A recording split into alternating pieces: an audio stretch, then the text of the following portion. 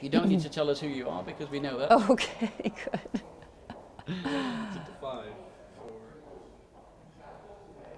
So can you start, please, Doctor, by summarising the main points from your radium presentation?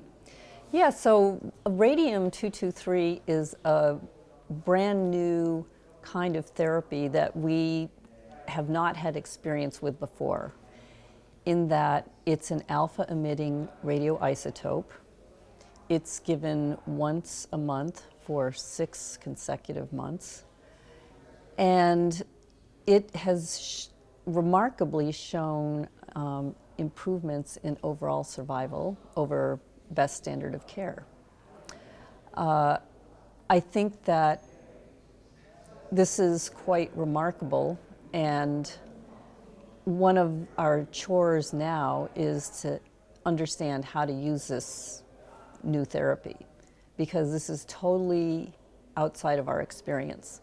I talked about immunotherapy and some of the ways we have to change our thinking. Well, we're really going to have to work hard to understand how to fit radium-223 into the myriad of new treatments that we have now for metastatic castration-resistant prostate cancer.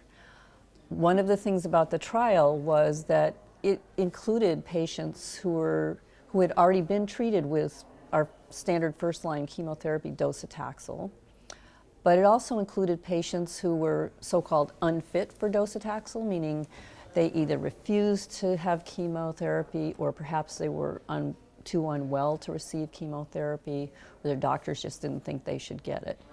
So this leaves a large segment of patients who theoretically could benefit from receiving radium-223. And did they all benefit equally, whether they'd had docetaxel or were too unwell for it?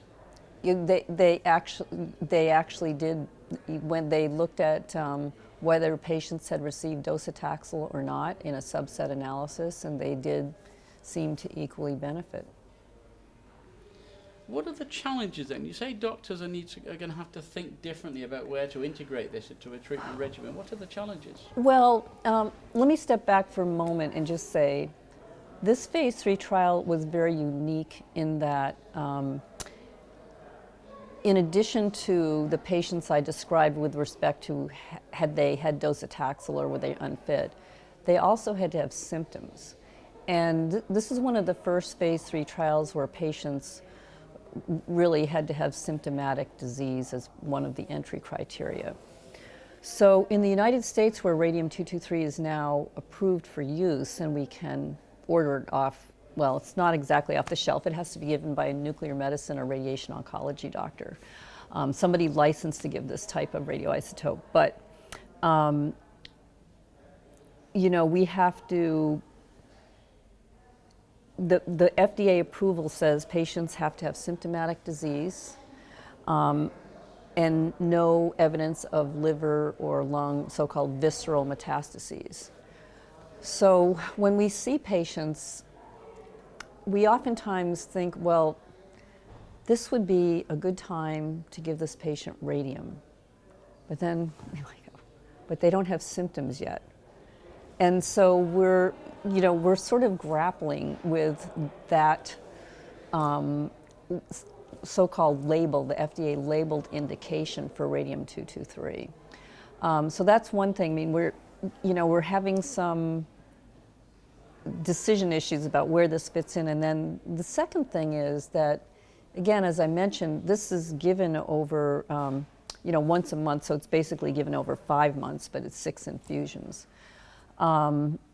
It's very, very well tolerated, but sort of like immunotherapy that I discussed before, one of the things that they found in the study is that the PSA did not decline. So we have 2 types of therapies where we're not used to the PSA not going down, or maybe even going up. And this is what it's difficult to know what to do under those circumstances for some doctors. Some of us who've been in this business and only do prostate cancer, we're a little bit more used to this kind of thinking where PSA is a blood test. But when we're looking at the patient, we want to know, how is the patient feeling? What's their performance status? How are they doing overall? What do the other indicators of disease look like. And so we have to, you know, it's a change of thinking. But the other thing with radium is that since it takes months to administer the intended full course, you know, what do we do in between there? I mean, should we be adding other things that might make the PSA go down?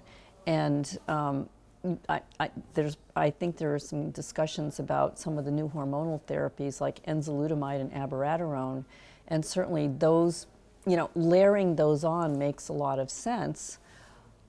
Yet, right now, there's no data to, you know, give us guidance on that anyway. It certainly makes sense, and it seems like there would be no overlapping toxicities, but there's just not a lot of data because, you know, radium hasn't been out long enough to do any studies. Now let me get back to radium-223 then. It's available in the US. What are the prospects for it being released in other countries? Oh boy, I'm not sure I can answer that. So this is the thing. The Alsimca trial, the phase 3 radium trial, was done mainly in centers outside the US. And so, you know, for a change. So, Yeah. in fact, I mean, I would be, and the company that originally, you know, developed radium-223, Algeta, is in Norway. So one would hope that it's going to be available outside the US. Okay, let me ask you finally on this interview as well to look into your crystal ball. 5-7 years away, will radium be standard of care? Will it be available everywhere? Will it just be in the US? Will it be niche? Where will it be? Oh, I don't think it's just going to be in the US because I think radioisotopes are fairly ubiquitous the world around. It's just, and not only that, it's safer than many of the other radioisotopes already in use. Alpha emitters, this is one of the unique properties of this particular radioisotope compared to others that we have used in prostate cancer in the past. It is an alpha emitter, meaning that it has a very short radius of radioactivity. I showed a picture in my talk that, you know, alpha particles do not even penetrate the skin. That's how short the radius is. Yet they cause double-strand DNA breaks, and so they're highly effective where they do radiate, and so they have less toxicity. I think on the bone marrow in particular. I think that alpha particles in general, I mean long-term, not just in prostate cancer, but I think are going to find a new niche in cancer in general, cancer treatments in general. Because of these unique properties. With respect to prostate cancer in particular, I think we'll just, again, this is in the same thinking as with immunotherapy, I think that we just have to have a better understanding of how and when to use it and what to combine it with. But I do think it's going to become a very important part of the different therapies that we offer patients with metastatic castration-resistant disease, and it may even have a role earlier, but that is completely speculation in the crystal ball. Doctor, thank you very much for talking to us. You're very welcome. Thank you. Okay. All righty. Well done, that was fabulous. Thank you.